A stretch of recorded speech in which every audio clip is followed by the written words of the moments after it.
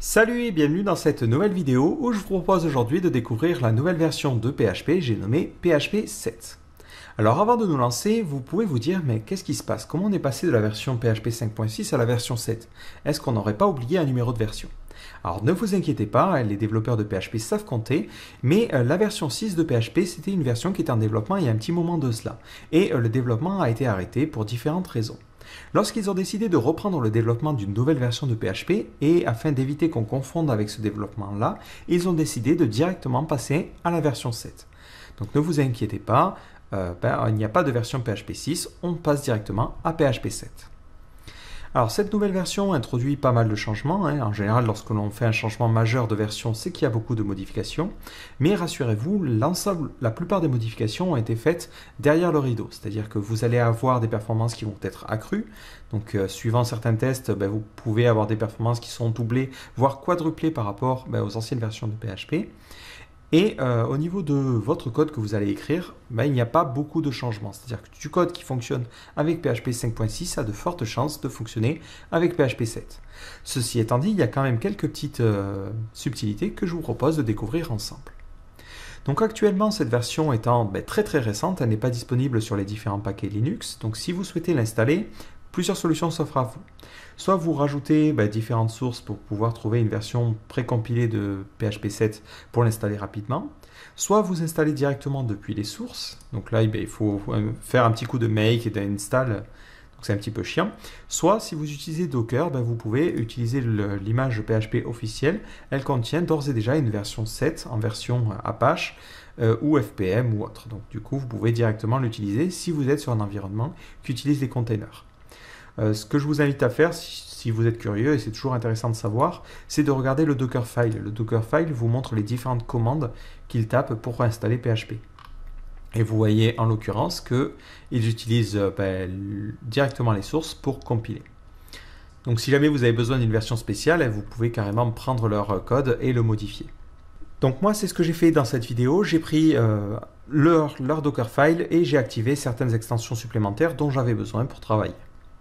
Donc si vous voulez connaître l'ensemble des changements qui ont été effectués dans cette nouvelle version, ce que vous pouvez faire, c'est aller directement sur la doc de PHP et de voir le document de migration. Ce document vous permet de voir les changements qui ont été apportés depuis PHP 5.6. Donc ça vous permet de voir en un clin d'œil les fonctions qui ont été modifiées, les fonctions qui ont été supprimées et les changements. Donc moi, ce que je vous propose, c'est de faire un tour d'horizon des nouvelles features, c'est-à-dire des choses qui vont impliquer du changement au niveau de notre code. Alors, je vais mettre cette fenêtre sur le côté et on est parti. Donc, le premier changement important que l'on a, c'est la possibilité de définir les types scalaires au niveau des arguments des fonctions. Donc, lorsque l'on crée une fonction, par exemple, on va l'appeler ma fonction, on avait la possibilité sur les anciennes versions de PHP, notamment sur 5.6, de préciser le type des arguments. On pouvait préciser que c'était un tableau, on pouvait préciser que c'était une closure, ou on pouvait préciser que c'était une interface particulière. Maintenant, on a aussi la possibilité d'utiliser des types scalaires, c'est-à-dire les entiers, les floats, les chaînes de caractères et les booléens. Donc ça, avant, ce n'était pas possible.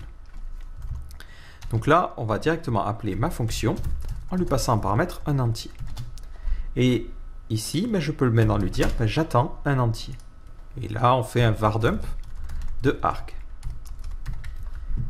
Si je fais ce code, automatiquement, ça va fonctionner. En revanche, si je commence à lui passer une chaîne de caractères, automatiquement, je vais me retrouver avec une erreur et il va me dire que le type de variable attendu n'est pas le bon. Alors attention, cette vérification, c'est une vérification qui n'est pas stricte. C'est-à-dire que si vous mettez 10 en chaîne de caractères, ça va continuer à fonctionner. Vous voyez que votre variable ici a automatiquement été convertie en entier. En revanche, il n'y a pas eu d'erreurs qui ont été relevées. Par défaut, il ne vérifie pas les paramètres de manière stricte. Si jamais vous souhaitez modifier ce comportement, il faut rajouter une directive en début de fichier. Il faut faire un déclare et préciser que vous voulez que les types soient stricts, en mettant strict types et vous mettez la valeur à 1. Automatiquement, dès que vous faites ça, il n'acceptera plus ce genre de choses. Il s'attend vraiment à ce que les types soient exactement identiques. Donc si vous passez par exemple un entier, s'il s'attend à avoir un entier, il faut à tout prix un entier. Si jamais vous voulez un float, ça va être la même chose. Soit si vous passez une chaîne de caractères, il vous refusera. Alors que dans le cas où on n'a pas cette déclaration-là, ça continue à fonctionner. Donc attention, cette directive-là, il faudra la mettre au début de chaque fichier. Ce n'est pas parce que vous la mettez au début de ce fichier que ça affectera les fichiers que vous incluez au fur et à mesure. Donc à chaque fichier où vous voulez une déclaration stricte, il faudra rajouter cette petite directive. Ce type affecte aussi les variables qui seraient des variables, alors il s'appelle ça variadic en anglais, mais j'ai absolument aucune idée de comment ça se dit en français. C'est-à-dire que dans la dernière version de PHP, donc dans la version 5.6, on pouvait préciser, la fonction prendra plusieurs arguments et tous les arguments seront automatiquement transférés. Donc là, si je fais 2.5 et 3.4, automatiquement, arg, ça sera un tableau qui prendra l'ensemble des arguments. Vous pouvez de la même façon préciser le type à ce niveau-là. Donc si vous mettez en mode non strict, là il fera la conversion pour chaque élément. Si vous passez en mode strict, il vous renverra une erreur parce qu'à cet endroit-là, vous avez une chaîne de caractères alors que ça n'est pas autorisé. Donc ça c'est vraiment une amélioration par rapport aux versions précédentes parce qu'avant on était limité à des types un petit peu particuliers. Donc on ne pouvait pas préciser les types de paramètres en utilisant les entiers, les booléens ou autres. Donc ça c'est plutôt sympa. En parlant de type de variable, on a aussi maintenant la possibilité de préciser le type de retour qui est attendu par les fonctions. C'est-à-dire que lorsque la fonction va s'exécuter, on sait à l'avance le type qu'elle va renvoyer. Et pour indiquer ce type, on peut écrire 2 points suivis du type que ça va renvoyer. Par exemple, ici, on va mettre un tableau. Si je fais un essai, alors on va laisser ça en mode strict parce que je trouve ça plus logique de l'avoir en mode strict. Si je réessaie d'actualiser, vous voyez qu'automatiquement j'obtiens une erreur. On me dit que la fonction doit retourner un tableau et là je ne retourne pas un tableau. Donc ici on va faire un return arg par exemple. Et automatiquement cette erreur n'aura plus lieu. Donc à cet endroit-là on va pouvoir préciser de la même façon que pour les paramètres le type de variable attendu. Donc ça peut être des types de variables particuliers comme array, callable ou autre. Ça peut être un type scalaire, par exemple un type entier. Alors là, si on veut un type entier, il faudra faire un count. Voilà. Ou ça peut être aussi une classe. Par exemple, classe A. Voilà. Et à l'intérieur ici, on imagine que l'on ferait un return de new A. Et du coup, hop, ici, on met ça. Et là, ça continue à fonctionner. Donc ce type de retour-là est intéressant si vous avez des fonctions qui ont vraiment un rôle très limité et qui retournent toujours le type de variable. Si jamais votre fonction retourne différentes choses, dans ce cas-là, il vous suffit de ne rien mettre. Et automatiquement, il n'y aura pas de vérification de type. Alors ces deux nouveautés sont intéressantes pour la bonne et simple raison que ça va permettre aussi une meilleure compréhension du code, notamment par les IDE. Les IDE vont pouvoir directement analyser les fonctions et savoir ce qu'elles retournent à l'avance. Donc ça veut dire que lorsque l'on va écrire du code, on va commettre beaucoup moins d'erreurs. Et notamment si on utilise la déclaration stricte, on s'assure à l'exécution de notre code que l'on n'a pas de problème au niveau des types de variables et on ne se retrouve pas à injecter n'importe quoi au niveau des fonctions. Donc ça, selon moi, c'est vraiment la principale nouveauté que l'on a dans cette version 7. Si c'est quelque chose qui est adopté assez rapidement par les frameworks, ça va vraiment changer votre manière de développer et ça permettra de s'assurer plus rapidement de ne pas faire des erreurs au niveau de notre code et d'éviter de nombreux bugs. Alors ensuite, dans cette nouvelle version, on a quelques petits changements qui sont un peu moins conséquents, mais qui vont permettre quand même de mieux travailler.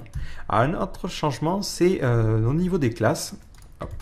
Vous n'avez plus la possibilité de définir un constructeur qui aurait le même nom que la classe. Donc ça, c'est quelque chose que l'on retrouvait souvent, c'est-à-dire que pour créer un constructeur, on crée une fonction qui avait le même nom que la classe. Si vous faites ça, vous allez maintenant tomber sur une nouvelle erreur qui vous dira que on ne peut pas avoir de méthode qui ont le même nom que la classe. Donc si jamais vous voulez créer un constructeur et que vous aviez pris cette habitude-là, oubliez-la, il faut utiliser le _ construct. C'est la version officielle et l'autre version ne fonctionnera plus avec cette nouvelle version 7. Donc après, un autre changement aussi important, c'est la possibilité d'utiliser, alors ça ressemble à du ternaire, mais c'est un petit peu plus pratique. Souvent, ce que l'on faisait, c'est qu'on se disait, j'ai stocké dans une variable name la valeur qui a été postée. Mais le problème, c'est que cette valeur, elle n'est pas forcément postée, et du coup, je rajoutais une vérification en faisant, si elle existe, dans ce cas-là, je mets cette version-là, sinon, je mets quelque chose d'arbitraire. Et ensuite, là, on va mettre un var dump de name. On va pas se mentir, c'était un petit peu chiant de toujours devoir écrire cette condition-là. Donc maintenant, on a un petit raccourci qui peut être fait en utilisant deux points d'interrogation. C'est-à-dire que maintenant, on peut écrire la même chose en mettant point d'interrogation, interrogation. Donc là, ça veut dire si cette variable n'existe pas, alors ça prendra cette valeur-là. Et on peut en plus chaîner, c'est-à-dire que là, on peut se dire, si jamais on n'a pas le name, on prend le username, et ainsi de suite, ainsi de suite. Et du coup, ça nous permet de gagner du temps. Donc là, si j'imagine juste avant, hop, je feinte le système et je définis dans le username des paramètres, par exemple Jean, hop, et automatiquement, il mettra Jean. Voilà, donc ça c'est un petit raccourci, mais c'est vrai que souvent on est amené à écrire le i7, c'est un petit peu chiant et ça permet de gagner du temps. Tant qu'on est à parler des tout petits changements, il y a aussi un nouvel opérateur. Alors c'est l'opérateur TIE Fighter, j'aime bien l'appeler comme ça parce qu'il ressemble à un petit TIE Fighter. Globalement, c'est un opérateur qui permet de vérifier très rapidement une variable par rapport à une autre. Donc globalement, c'est un opérateur qui renvoie 0 si les deux valeurs sont identiques. Ça renvoie -1 si la valeur de gauche est plus petite que la valeur de droite. Et ça renvoie 1 si on se trouve dans la situation inverse, c'est-à-dire que le chiffre de gauche est supérieur au chiffre de droite. Donc personnellement, c'est pas un opérateur que j'utilise souvent dans d'autres langages, mais voilà, sachez qu'il est là maintenant et qu'il peut vous être utile si jamais vous souhaitez faire des conditions particulières. Ça peut vous économiser des petites choses. Si vous avez une variable A hop, et une variable B, si jamais vous n'avez pas cet opérateur-là, on se retrouve souvent à faire si A est supérieur à B. Dans ce cas-là, sinon, si A est inférieur à B, dans ce cas-là, sinon, et ainsi de suite. Là, l'avantage, c'est que vous pouvez directement stocker la comparaison dans une variable en faisant A, l'opérateur TIE Fighter, et ensuite dire si comp est égal à 0, dans ce cas-là, si comp est égal à -1. Voilà, donc ça peut être un petit peu plus rapide et vous pouvez aussi l'utiliser dans un switch case. Bon, c'est pas le changement qui va révolutionner votre vie, mais c'est important de savoir que c'est là. Donc un autre changement qui n'est pas un changement majeur, c'est de la possibilité de définir plus simplement des constantes sous forme de tableau. Alors si par exemple je crée une constante que je vais appeler config, et dans cette constante j'ai envie de stocker un tableau. Bon, c'est un petit peu bête, mais on va faire comme ça. Et si après je fais un coup de var_dump et que j'affiche config, automatiquement ça va me donner ce code-là. Donc ça, sur la version 5.5 de PHP, ça n'était pas possible, c'est-à-dire que l'on avait cette erreur-là, il nous disait on ne peut pas stocker des tableaux dans des constantes. Dans la version 5.6, on pouvait stocker des constantes en utilisant cette syntaxe-là, mais on ne pouvait pas en utilisant la fonction define, donc on ne pouvait pas faire voilà, quelque chose comme ça, ça ne marchait pas. Et maintenant, avec la version 7, les deux versions fonctionne. Donc on peut définir une constante de cette manière-là, ou on peut définir une constante en utilisant la fonction define. Donc l'avantage de define, c'est que si jamais vous souhaitez injecter des valeurs, par exemple dsvar égale g, vous pouvez faire un truc comme ça. Voilà, c'est complètement stupide, mais voilà, vous pouvez le faire. Donc c'est à ça que sert la fonction define par rapport à la fonction const. Alors une autre nouveauté, c'est aussi la possibilité de créer des classes anonymes. Donc dans les versions récentes, on a eu les fonctions entre guillemets anonymes. Donc on pouvait créer des fonctions, donc c'est des closures mais sans forcément déclarer de nom. Mais on peut aussi le faire maintenant avec les classes. Donc si jamais vous souhaitez créer une nouvelle classe, il vous suffit de faire new class. Et vous mettez entre crochets différentes méthodes. Par exemple, on peut imaginer que cette classe a une propriété publique qui va s'appeler A, qui sera égale à 1. Et automatiquement, la classe va être créée. Et j'oublie pas le point virgule. Et alors, dans la doc, ils mettent un C minuscule, mais apparemment, ça marche aussi avec un C majuscule. Et vous voyez qu'automatiquement, on se retrouve avec une classe anonyme. Donc cette classe, lorsque l'on la déclare, on peut la faire hériter de quoi que ce soit ou faire n'importe quoi avec. Donc si jamais j'ai une autre classe A qui est véritablement une classe qui existe, je peux dire que ma nouvelle classe extends de A. Et ça ne lui pose absolument aucun problème. Donc ça peut être utile si jamais vous avez envie de créer une classe à la volée et qui ne serve qu'une seule fois, vous pouvez le faire comme ça. Donc c'est une classe anonyme. Là, pour être franc, j'ai absolument aucune idée d'un cas où on pourrait en avoir besoin, sauf peut-être pour envoyer des exceptions, où on voudrait créer une exception à la volée. Mais en dehors de ce cadre-là, je vous avouerai que c'est un petit peu particulier. Après, je ne doute pas que certains trouveront des utilités à ça. Donc tant qu'on est à parler de classes, les closures ont aussi été améliorées et notamment la méthode call qui permet maintenant d'injecter directement un contexte. Alors on va garder notre petite classe A et ensuite on va créer une variable A qui sera une nouvelle instance de A. Et on va s'imaginer avoir une petite propriété publique que l'on va appeler name et on va l'appeler, on va même pas l'appeler, on va la laisser en public et ensuite on fera un $A name et on l'appellera Jean. On imagine une petite closure qui affiche le nom. Donc on crée une closure qu'on appelle afficher nom. Et ça sera une fonction anonyme du coup, qui retournera un vis name. Et ce que l'on a envie de faire, c'est d'appeler la closure, mais en utilisant le contexte de cette instance-là, pour pouvoir automatiquement remplacer le this par cette instance-là. Mais maintenant, on peut le faire en utilisant la méthode call, en faisant echo, afficher non, donc c'est notre closure, j'appelle la méthode call, et je lui passe en paramètre une instance. Et maintenant, automatiquement, si je n'oublie pas les points-virgules, j'ai tellement l'habitude d'un IDE que dès que j'en sors, je suis un petit peu paniqué. Dès que je vais appeler cette méthode, il va automatiquement injecter dans la closure mon instance. Et du coup, dans ma closure, this fera référence à l'objet qui est appelé ici. Donc ça peut être utile si vous voulez créer des petites closures qui fassent des choses automatiques et qui peuvent prendre en paramètre différents objets. Voilà. Encore une fois, je n'ai pas forcément d'exemple sous la main. Donc après, si je continue un petit peu sur la liste des modifications, je ne vais pas forcément tous vous les faire parce qu'il y en a des un petit peu particuliers. On a sur la partie expectation, donc là ça va parler plus à ceux qui font des tests unitaires. Avant expectation, alors c'est surtout la méthode, enfin la fonction assert, elle prenait deux paramètres. Un premier paramètre qui était l'assertion à tester, donc c'était une condition qui renvoyait true ou false. Et ensuite on avait une description qui expliquait qu'est-ce qui s'est passé en cas d'erreur. Donc lorsque l'on écrivait notre code, on faisait assert.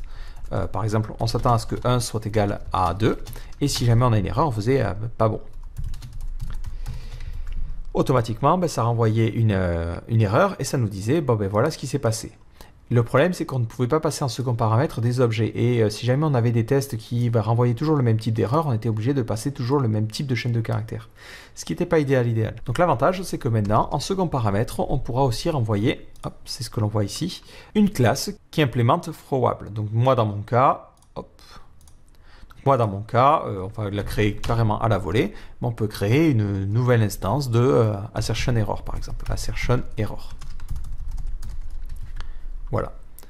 Et automatiquement, ça renvoie une assertion erreur. Donc ça peut être utile si jamais vous voulez créer des erreurs de validation que vous pouvez réutiliser. Vous pouvez créer une classe. Par exemple, on va faire equality error et ça extends de assertion error pour éviter d'avoir à implémenter nous-mêmes l'interface. Voilà. Et maintenant, dès qu'on a une erreur, on peut lui dire tout simplement que là, on a un type equality error. Et du coup, automatiquement au niveau de mon script PHP, je vais obtenir le type de l'erreur. Donc après, on peut modifier le constructeur pour mettre des messages, ainsi de suite, ainsi de suite. Mais voilà, ça peut être utile si vous utilisiez ça dans le cadre de PHP Unit ou dans le cadre d'un framework d'assertion. Donc en général, on utilise quand même une librairie qui est au-dessus de ça, donc c'est assez rare qu'on utilise directement le assert. Souvent, la librairie vous propose sa propre méthode. Mais l'avantage, c'est que pour ceux qui développent ces outils-là, ils vont pouvoir maintenant injecter différentes classes et ce sera un petit peu plus pratique. Alors ensuite, une autre nouveauté qui a été apportée, c'est une nouveauté au niveau des générateurs. Alors les générateurs, c'est pas forcément quelque chose qu'on est habitué à utiliser parce que c'est quelque chose qui est relativement récent, qui est né avec PHP 5.5. Et globalement, ça fonctionne comme ceci. Donc vous avez alors on va l'appeler A, c'est une closure. Et cette closure, vous pouvez lui dire à différents niveaux qu'elle va yield des choses. Donc on fait yield chat, par exemple.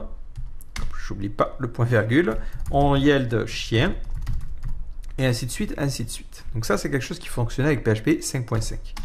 Et et ensuite, on pouvait appeler cette closure-là et boucler dessus. Et en fait, ce que l'on va faire, c'est qu'on va boucler automatiquement sur chaque, donc là on va l'appeler animal, sur chaque yield.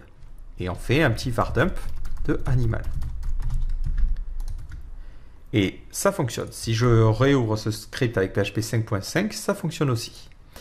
Le problème, c'est que si jamais notre système retournait une fonction, donc par exemple on faisait un retourne chameau, vu qu'on a des yields à l'intérieur de cette closure, si on fait un var dump de $A et que l'on appelle, on peut s'attendre à ce que chameau soit retourné. Et ce n'est pas le cas, parce que lorsque l'on exécute ce code-là, automatiquement, vu que ça fait des yields, ça retourne un générateur.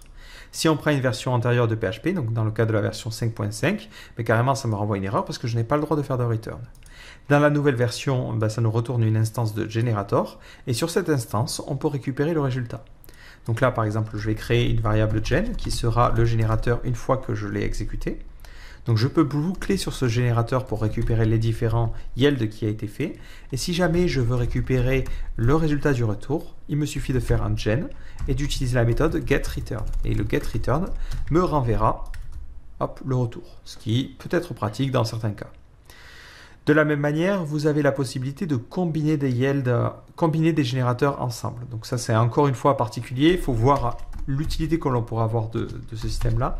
Mais si jamais on a un second générateur qui, lui, va yield deux nouveaux animaux, donc on va prendre un rat et un poisson.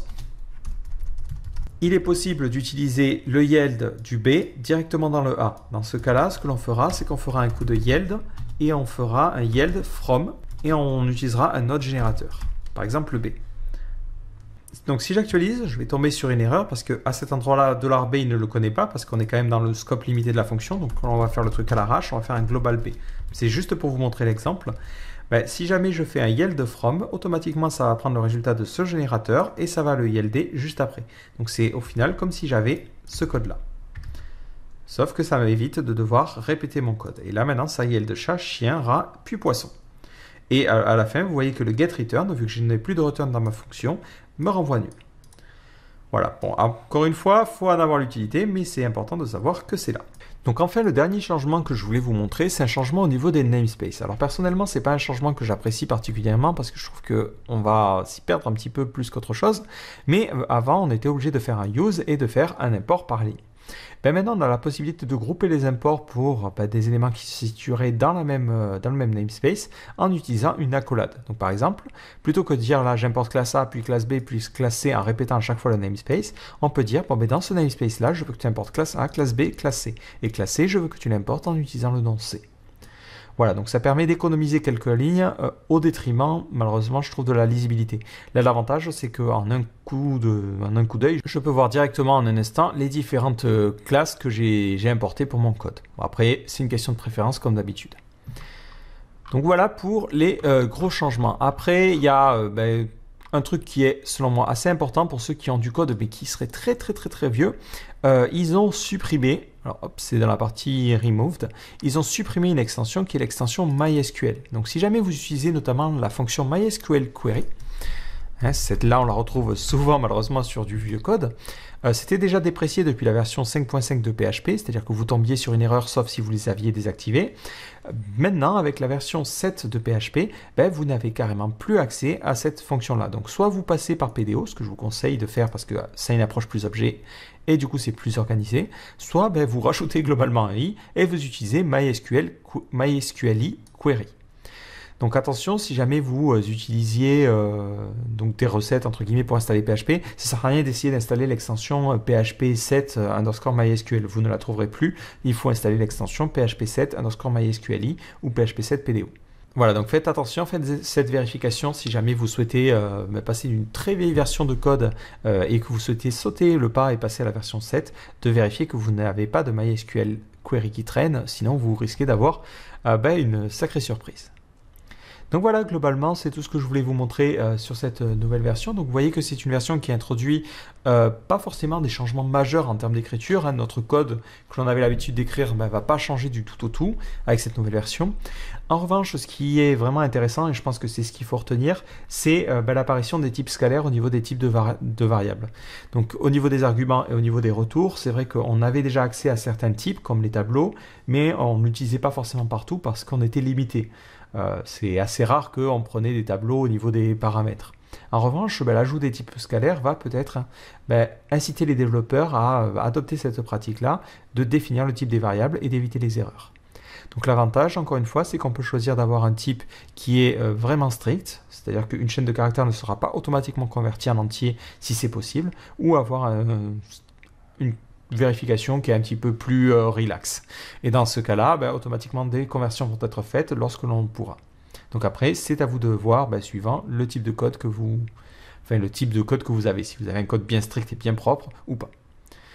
Donc voilà, j'espère que cette vidéo vous aura permis de faire un petit tour d'horizon de ces nouvelles versions. Donc si vous avez des questions ou des suggestions sur d'autres choses que vous avez envie de voir, n'hésitez pas à poster un petit commentaire en bas de la vidéo ou à venir nous voir sur le chat. Ciao!